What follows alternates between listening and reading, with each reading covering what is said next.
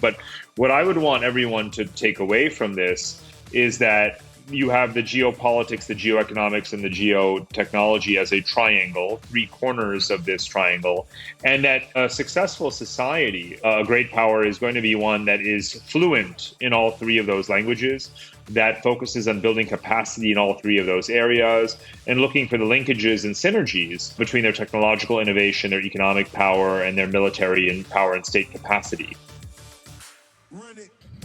Welcome to Analyse Asia, the premier weekly podcast that dissects the pulse of business, technology, and media in Asia. I'm Bernard Leong, and the 21st century does not belong to China, United States, or Silicon Valley, but it belongs to the internet. With me today, we have Parag Khanna, celebrated author, with his recent book, Move. I have him here to discuss a very popular article called Great Protocol Politics, which was published in Foreign Policy, that he had co-written with Balajis Srinisavan, former CTO of Coinbase and former general partner of Andreessen Horowitz. Parag, welcome to the show. Thank you. Great to be back. And I'm glad to hear that you refer to this as the premier podcast on a great range of things, because I certainly agree with that. And congratulations on the book Move. I'm sure after the award that it got for Financial Times. So since that last conversation, what have you been up to? Well, quite a bit. I've been throwing myself into a startup SaaS company that I started called Climate Alpha. And what it does is predict asset values of property and real estate across diverse climate scenarios between now and the year 2040. So as you can imagine, as you know all too well, startups can be all consuming. And so I've been really 24/7 on that. And on top of that, just traveling very intensely, because really we're finally entering the post-pandemic world, and I'm traveling kind of as if it were the pre-pandemic world again. Well, having you here, and we also recently have dinner together with our spouses, I cannot help but ask you this question. As an observer of global trends in geopolitics and mobility, what are your thoughts on the recent Russian invasion of Ukraine? Sure. I mean, my thoughts are also colored not just by being an observer, but a participant. I mean, I've spent a lot of time in Russia and Ukraine over the last 20 years, more Russia than Ukraine, but I've been traveling to Ukraine for about the last 16, 17 years, actually. So I've been looking at it, written extensively about it. One of the longest chapters of my first book was about Ukraine. And in fact, the title of that chapter was Ukraine from Border to Bridge. And I put on Twitter a while back saying, I wonder if I should have put a question mark there. It was a time of kind of optimism when I first wrote that, because the Orange Revolution of 2004 had taken place. And even though the politics of Kiev was very much a spin cycle between Western-leaning and Russian-leaning figures, there was a sense that there was also an increasingly cohesive, or an effort to create a cohesive national ethos. But overall, you have to look back and say that Ukraine has, failed to build that really strong national identity, not least, of course, because Russia has been seeking to undermine it successfully, as it were. As someone who looks at political geography very carefully, which obviously includes the overlays of ethnic politics, border disputes, and so forth, one thing that I've long been suspicious of is the notion of a frozen conflict. It's a term that you often hear when people are describing situations like dormant tensions between countries that have not been blown up or not escalated militarily. And I've always said that there is no such thing as a frozen conflict. They are always percolating. They are always gestating, metastasizing, and there is always the potential that they're going to explode unless you settle them.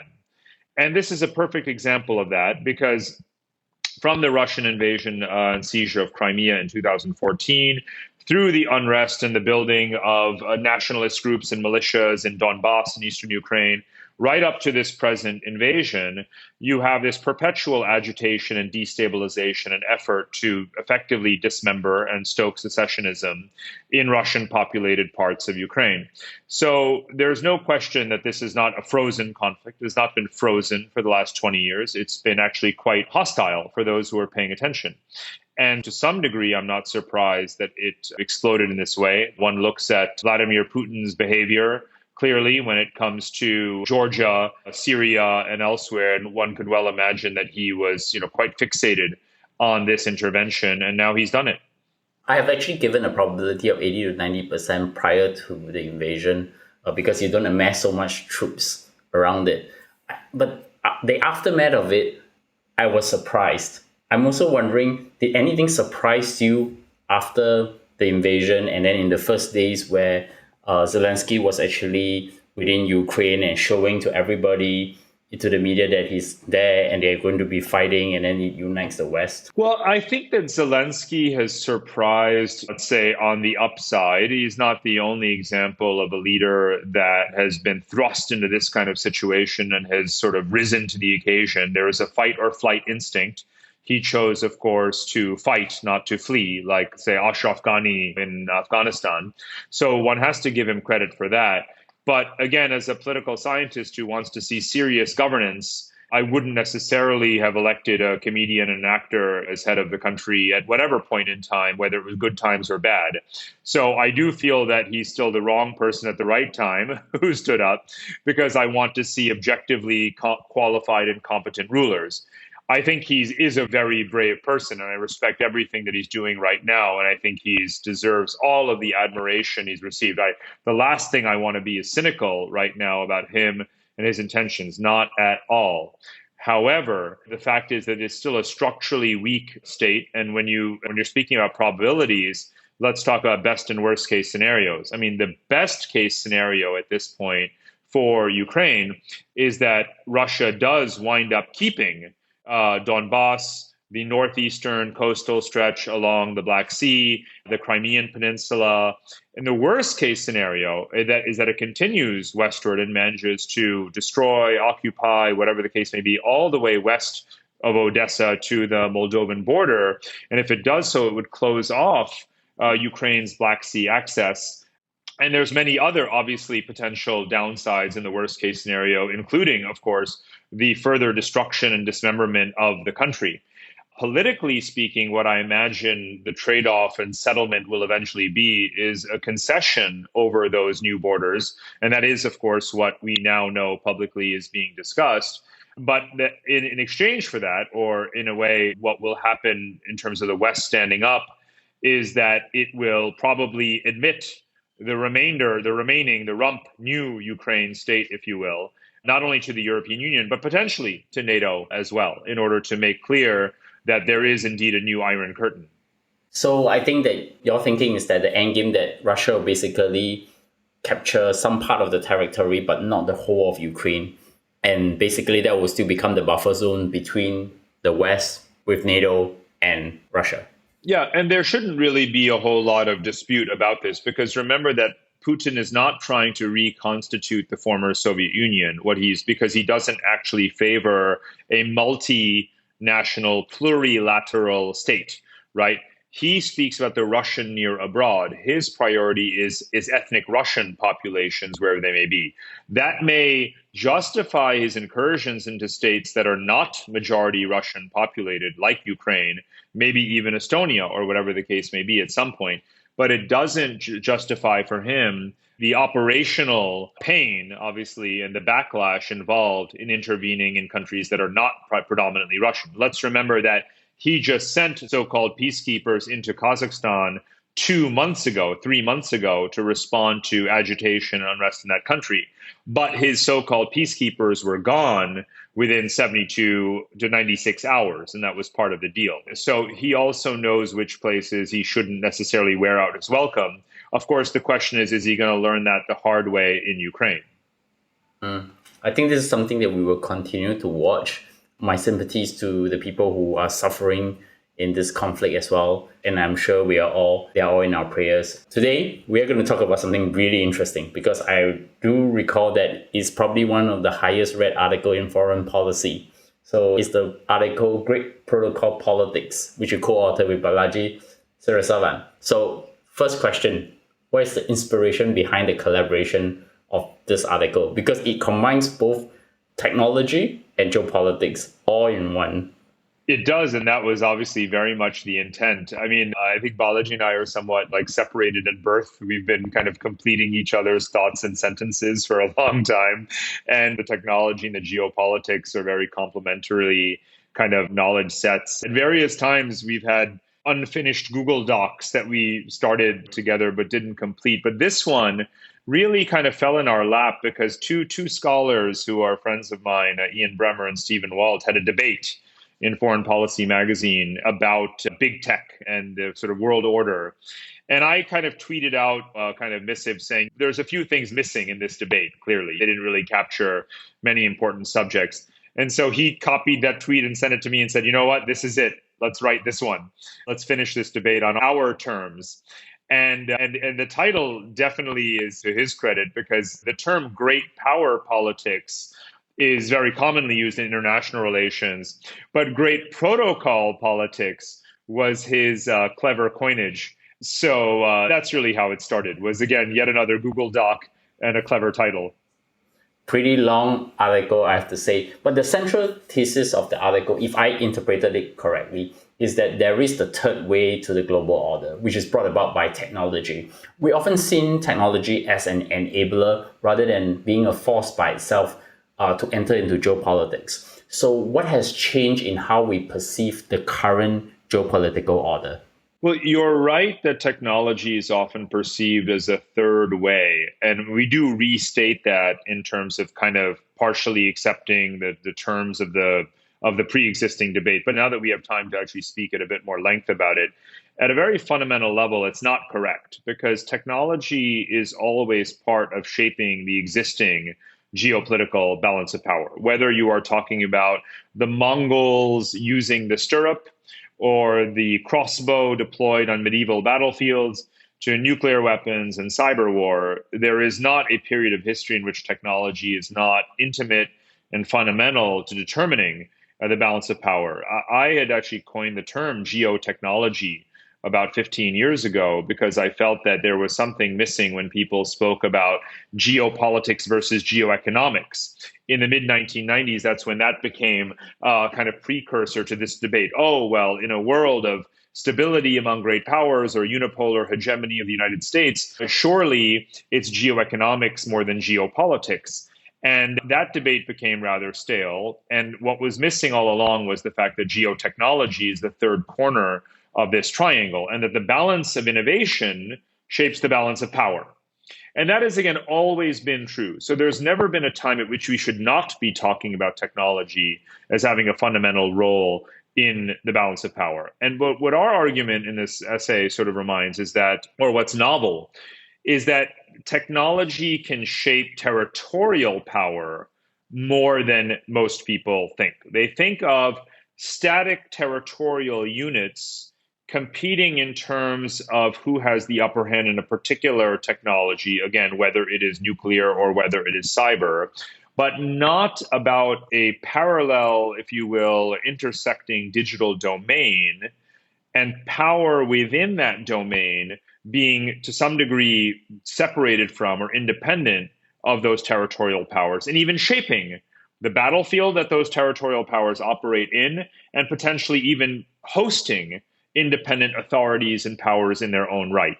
That's a bit of a mouthful, but it's very important to appreciate that even if technology has always been crucial, territoriality is now not the only, if you will, battlefield or landscape. And that clearly is quite different from prior eras. Reminds me of the book called The Guns of August by Barbara Tuchman on the history of World War I. I think the way generals were thinking about the battles is always thinking about the last battle, whereas the circumstances and the technology has changed, and hence it became more deadly in the sense of during World War I, where chemical warfare was first unleashed. And a similar thing that have happened also in World War II as well. So maybe the question I would probably think about when I read this article is, what are the mental models that we need to rewire in order to see how geopolitics actually transition into one of what we call technopolitics mentioned in the article?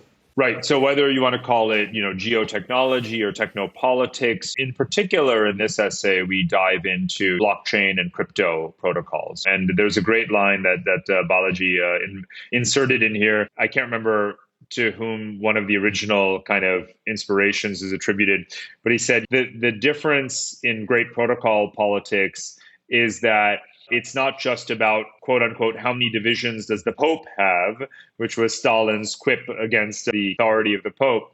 It's not about the number of divisions an army has, but the capacity for long division by a hacker. So that, in a way, somewhat captures the gist of it, which is, again, when you're speaking about this digital domain, and in particular, blockchain and crypto, you're speaking about the capacity of agents, whether it is state-based or individual or corporate or other associations, to affiliate with each other in ways that are not dictated purely by the state, and they can conduct those activities and transactions to the extent that they are not hacked and undermined and manipulated by state actors. And I think the currency technologies, or what we call blockchain technologies, has this capability of being decentralized and not having anyone to own it. So the code is actually shaping the type of politics as such. I mean, if I take one of your examples, and you mentioned in the article about network proximities being on par with physical geography, thinking about wiring the world with the internet. But we are also having balkanized internet systems, like, for example, the Great Firewall of China and even Russia shutting down internet access. I mean, there is also counterbalance as well, that now the satellite internet, that like Starlink, that's provided by SpaceX or OneWeb, that's coming around in the sidelines. Can this digital network proximity actually triumph over physical geography? Mm-hmm. Well, so it's not so much about triumphing. I mean, a long time ago, I sort of created this dichotomy between the geopolitics of the internet, meaning the physical architecture, the infrastructure, the cables, the data centers. So that's the physical geography of the internet. And there is a geopolitics of that. Then there's the geopolitics in or within the internet, which is, of course, cyber warfare and so forth. Now, this is an important distinction because when one describes the internet as being cut off, it almost gives the impression that it is that physical internet itself that is being dismembered, but it's not, because there is a redundancy and a layering and an autonomy almost to that internet.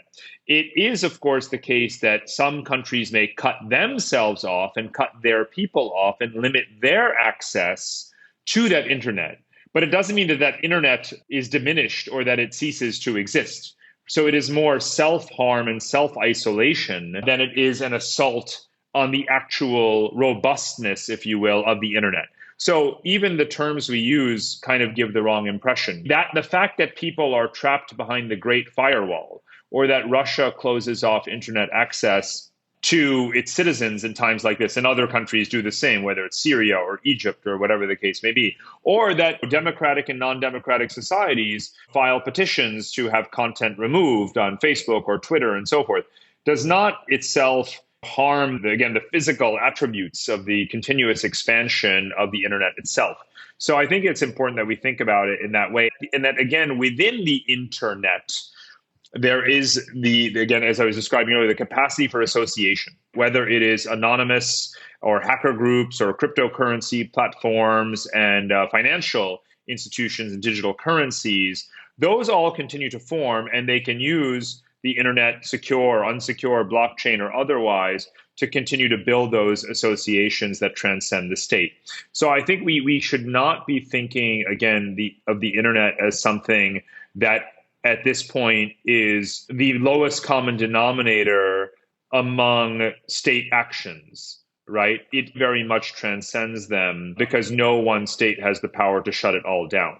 Well, if you think about it from the history of technology, yes, the internet has been in physical servers, but as we have satellite internet, it will become more and more formless. I mean, even as you alluded to earlier, when you think about the dark web or the internet that we can observe, it already goes into very different layers, and it's actually very hard for anyone to actually try to dismember the internet from that point of view. Is that how I understand it correctly? That's exactly right. That's a perfectly legitimate way of saying it. And it happens to be factually true. Again, it is more likely that you will remove yourself, if you will, and sort of diminish your own exposure and capability to access the internet than that you will necessarily impede or harm others' capacity to do so. So one interesting thing that came out from the article was that the central bank fiat currencies are currently competing with the cryptocurrencies, leveraging on decentralized finance, or what we now call DeFi, that actually circumvent geographical boundaries of the financial markets. I think even with the introduction of the central bank digital currencies, where China will be launching it soon, and plus now Biden's executive order that will initiate a study of the CBDC as well. But my prediction is that eventually the US is just going to co-opt one of the current stablecoins, which I suspect is USDC, to be part of the system. What do you think are the potential scenarios that will lead to a potential outcome to this digital monetary competition? I actually think national stable coins are a smart move for governments. And in fact, we should remember that they are a response to the demand for innovation. It's a perfect example of what we're talking about. It should be seen first and foremost not as states co-opting a technology, it's states catching up to a technology. This is a critical thing. So this is not the final salvo, the final chapter in this tug of war. It's a constant innovation competition. Now, creating more unilateral, bilateral, or multilateral liquidity through stablecoins is itself important because it might actually accelerate financial inclusion. Because we know that when it comes to the existing financial system, billions of people have more or less been excluded from the formal economy. And the combination of mobile banking, cryptocurrency, and stable coins can actually generate in the official domain the kind of liquidity that is on the whole, on balance, going to promote financial inclusion. So we shouldn't first and foremost view this as something that is somehow going to co-opt and suppress digital innovation. In many ways, I think we should all have a common objective that every citizen of the world should have financial access to the digital domain. And when they have that digital wallet, as we argue, it's going to be a multi-currency wallet, because if you can have one stable coin, nothing's stopping you from also having cryptocurrencies and other entities on your ledger. So I think that it's too short term for people to view USDC and the new Biden kind of initiative as taking the wins out of crypto. It can be a useful peg for a range of cryptocurrencies, but people see crypto as for a wide range of reasons. It could be facilitating transactions, deploying them within certain platforms, hedging inflation, arbitraging regulation, and so forth. And all of those can still be considered legitimate motivations for bypassing government stablecoins. And remember that cryptocurrencies also enable that financial inclusion, which is a long-term objective. So the kind of tit for tat view, yes, it exists. Yes, there is that tension, but there's also a broader kind of gain that is also being contributed to here. Interesting that you say that, because I always do this 2x2 game theory matrix on China adopting Bitcoin, China not adopting Bitcoin, US adopting Bitcoin, and US not adopting Bitcoin. And currently we are in the 0-1 world where China is not and US is. So what is the outcome of what I thought about in the game theory world is that the rest of the world will basically go to the Bitcoin as a way of exchanging with both currencies.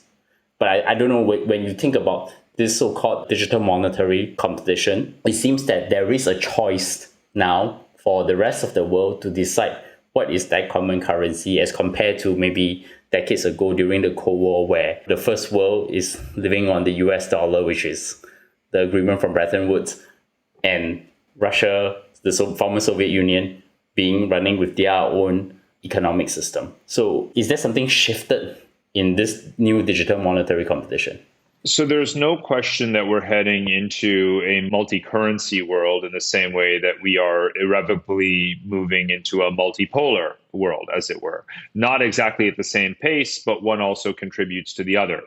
There have been periods, over the last 20 years, we have seen the US, the share of global currency reserves held in US dollars decline and then surge again during the flight to safety after the global financial crisis, and now start to decline a little bit more again. Energy transactions, for example, oil contracts priced in US dollars are among the key reasons why countries have to hold a very large share of US dollars, but the shift towards renewables could alter that. Pricing, countries such as China or India having energy contracts priced in the RMB or rupee, or petro RMB, petro rupee, could also diminish the need to hold US dollars. In general, China's policies around dual circulation as attached to Belt and Road participating countries is another reason.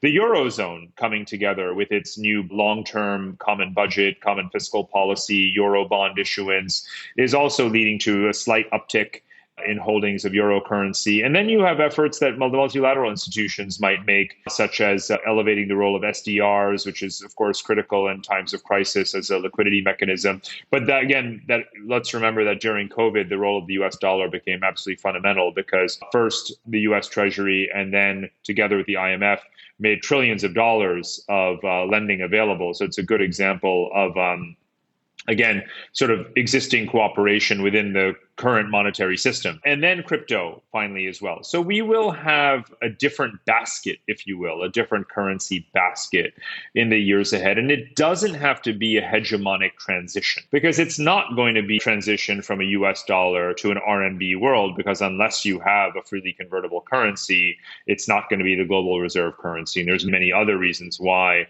the RMB won't be. So I do think that what is exciting about the period that lies ahead is that it will be quite different from a, Pax Britannica sterling era or Pax Americana dollar era. It's going to be something a bit more, diffuse and probably a bit more appropriate to the range of actors in the system, which are not just great powers. It's not just a US or China situation.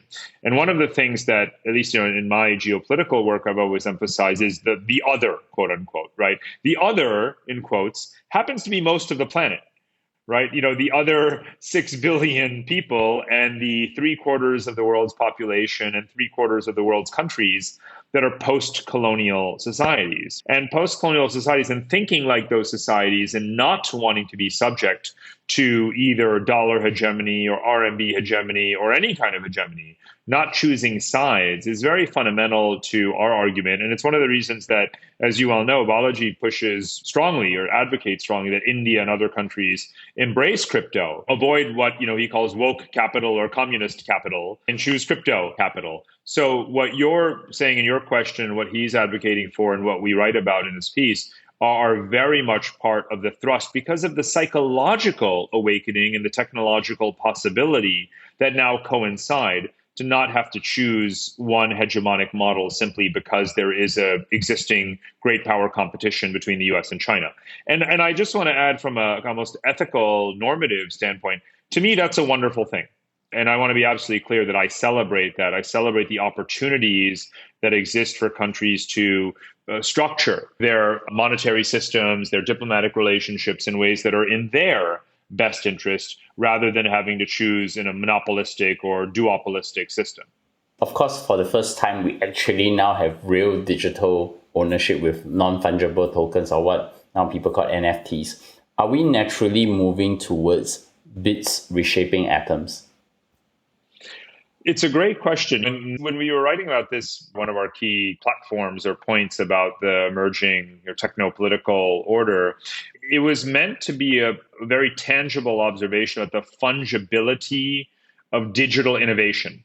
So to restate the examples that we use, 3D printing, mRNA vaccines, and so forth are collaborative, cloud-based innovations that societies have to embrace in order to remain competitive as physical geographies. So again, keeping up with innovation, keeping up with cloud-based, keeping up with digital innovation in bits is crucial to being a successful physical state, one that is wealthy, one that is growing, one that is prosperous, one that is attractive to talent. So again, we tried to flip the argument on its head that territoriality itself isn't necessarily the only foundation of power. Size does not alone equal power. Look at Russia's size, for example. It's the largest country in the world, but it's not the most powerful state in the world. One has to couple that territoriality with a certain degree of digital innovation. So absolutely, bits reshaping atoms, the digital innovation reshaping what constitutes productive and innovative activity in the physical world is, again, not separate from geopolitics. It is very much a part and parcel of geopolitics.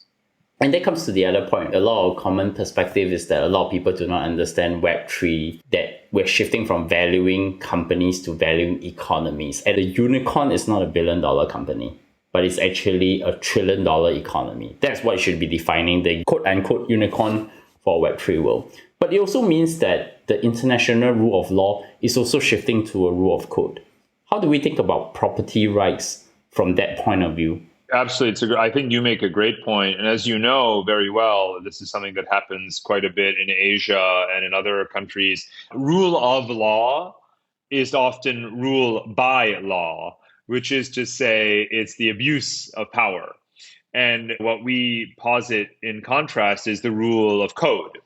And that is about smart contracts and privacy protection in the digital domain, and even lodging on the blockchain, sort of the transparent registration of physical assets in ways that can help to guard against expropriation, certainly the expropriation of digital and financial assets. So most fundamentally, that transparency that I was talking about is crucial because this also helps to counter some of the cynicism about cryptocurrencies, which are considered, opaque. Because really, as in many countries, what is genuinely opaque is the even-handed application of the rule of law itself. But here, what we're saying in terms of the rule of code is that you have a validation, you have a transparent validation on the blockchain and public registration, the ownership of assets, digital assets, and even territorial assets such as property rights. So in this sense, I think also when you want to think about regulatory competition and the race to the top is not just about the lowest tax rate or something like that. It's about the transparency and the predictability of the rule of law and using technology to assert that and document it. With technology, are we going to decentralize power away from the US and China? As what you have already alluded to, we're going towards a multipolar world. Sure. I mean, this goes almost back to the first point, but we have been trending towards a multipolar world, believe it or not, since the 1970s. And the seminal moment in that is not the rise of China. It's actually the consolidation of the European Union and the European economy. So in geopolitical literature, when you measure power transitions, you look fundamentally at economic foundations, military capability, and other kinds of assets, including demographic size and so forth. So geopolitical scholars were looking at multipolarity in the 1970s with Europe, not necessarily a hegemonic contender, because it was, of course, still under the American protective umbrella, but the reality of a world in which Europe and Japan and then China became powerful actors already alluded very strongly and signaled the multipolar world. And note that, therefore, I'm not taking for granted that bipolarity is the foregone conclusion about what the future world order is, because I have rejected from the very first moment that people started talking about a new Cold War and a kind of global G2. I've always found that to be misleading. And it draws upon only the kind of brief period, really, of the late 20th century where you could speak about a rigid bipolar system, though it obviously didn't itself, let's remember, apply to the entire world because you had a large non-aligned movement and so forth. So today, even more so than then, you have numerous great powers, regional powers and global powers, and you have a very large swath of countries that have no interest in taking sides. So how can you possibly posit that world order can be reduced to merely the US and China and everyone must choose sides? Because again, I've built basically my entire career arguing that so many countries, dozens and dozens of countries, the places where I've spent the last 25 years, are actually not playing that game and won't play that game and won't be seduced or tricked or compelled to play that game. And we live in a region, ASEAN, which by and large is doing a very good job, I might add, of not succumbing to that and instead practicing what I call multi-alignment and playing all sides. So I think multipolarity is irrevocable. It applies and constrains America as much as it does China, or rather it constrains China as much as it does America. And what America, in fact, is doing rather cleverly right now is helping countries, or trying to help countries that have found themselves ensnared in Chinese debt traps or other kinds of uncomfortable situations, to perhaps bail themselves out of those arrangements. And that's a reminder that there are plenty of options. There's optionality, if you will, in the system. So yeah, we're very much in a multipolar world. It's going to be that way for a long time.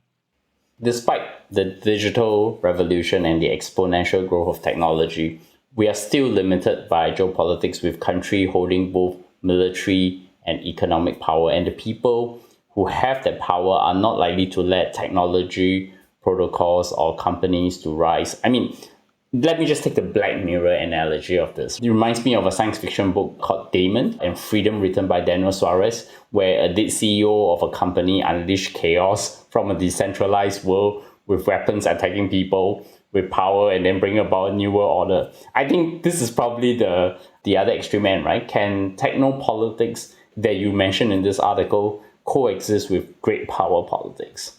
Oh, absolutely. Again, so technopolitics, or what I've called geotechnology, is part of that triangle alongside geopolitics and geoeconomics. So it is very central. It doesn't just coexist, it's a driving force within it. And all sides play in that technopolitics, even if we tend to focus on the military and economic balance of power. So I think, again, one of the strengths, one of the positive trends within this broader debate is that at least we're all talking about how central technology is, even if we dispute who wields, if you will, the strongest weapons, and whether they are state or non-state actors and in what coalitions they act. But what I would want everyone to take away from this is that you have the geopolitics, the geoeconomics, and the geotechnology as a triangle, three corners of this triangle, and that a successful society, a great power, is going to be one that is fluent in all three of those languages, that focuses on building capacity in all three of those areas, and looking for the linkages and synergies between their technological innovation, their economic power, and their military and power and state capacity. And that's what successful countries do. So I think that, we shouldn't be viewing these conversations or these lenses of technology, politics, economics as rivals to each other, when they are very much the three, among others, foundations of power in the first place. So coming back to the question, right? What would the world look like if it is completely dominated by technopolitics?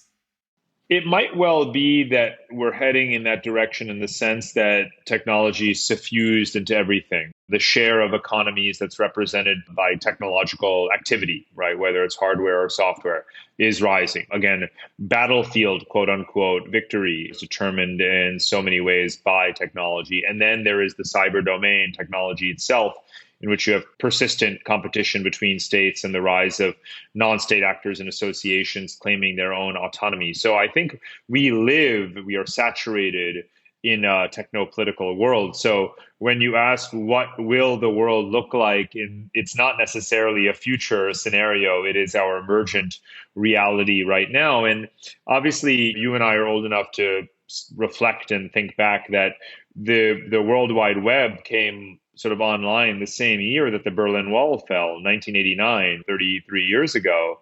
And it's incredible how the mental models of the early 1990s differ or have evolved from where we are right now. And I think very few of us could have imagined, again, 1989, very few people paid attention to the launch of the World Wide Web. Everyone saw the Berlin Wall fall. Today, of course, I think we all take for granted that it is indeed a techno-political world. You know what is interesting? Waging a war in the 21st century is still very expensive. Yes. Well, yeah, the bits, both the bits and the atoms are quite expensive. So, Parag, many thanks for coming on the show. And this article is really great. And I would highly recommend all of you out there to really check out this article called Great Protocol Politics. It's very easy searchable on Google. But in closing, I definitely have to ask Parag, because he has very interesting recommendations all the time. So what interesting recommendations have inspired you recently? Well, I keep turning back to Kim Stanley Robinson's Ministry for the Future. I mean, it's an incredibly prescient book. That's really the only way to describe it. And he, both on the page and in person, is one of the most articulate people that you can encounter and really almost be captivated, mesmerized by. So I recommend everyone go and read that book if they haven't. And he also just very recently gave a long now lecture hosted by the Long Now Foundation in San Francisco. Those lectures are always really a treat. I had the honor of doing one just a few months ago, in fact, about the Move book. But watch Stan Robinson's lecture and read his book.